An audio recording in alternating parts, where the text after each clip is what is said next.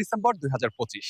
14 December বাংলাদেশের সর্বোচ্চ তাপমাত্রা 26 থেকে 31 ডিগ্রি সেলসিয়াস এবং সর্বনিম্ন তাপমাত্রা 12 থেকে 18 ডিগ্রি সেলসিয়াস। সূর্য উঠবে সকাল 6টা 24 মিনিটে এবং সূর্য অস্ত যাবে সন্ধ্যা 5টা 19 মিনিটে। দেশের অধিকাংশ অঞ্চলে রৌদ্রোজ্জ্বল থাকবে। আজ বৃষ্টিপাতের কোনো সম্ভাবনা নেই।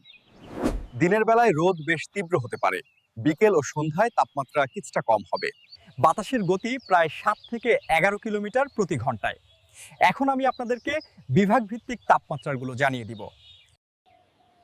ঢাকা বিভাগের দিনের তাপমাত্রা হতে পারে 29 ডিগ্রি সেলসিয়াস এবং রাতের তাপমাত্রা হতে পারে 16 ডিগ্রি সেলসিয়াস। চট্টগ্রাম বিভাগের দিনের তাপমাত্রা হতে পারে 31 ডিগ্রি সেলসিয়াস এবং রাতের তাপমাত্রা হতে পারে 18 ডিগ্রি সেলসিয়াস।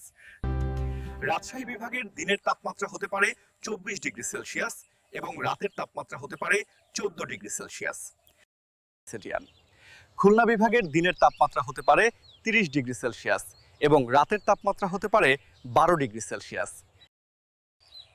বরিশাল বিভাগের দিনের তাপমাত্রা হতে পারে 31 ডিগ্রি সেলসিয়াস এবং রাতের তাপমাত্রা হতে পারে 15 ডিগ্রি সেলসিয়াস।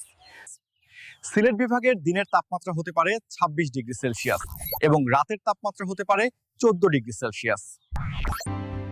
রংপুর বিভাগের দিনের তাপমাত্রা হতে পারে 28 ডিগ্রি সেলসিয়াস এবং রাতের তাপমাত্রা হতে পারে 12 ডিগ্রি সেলসিয়াস।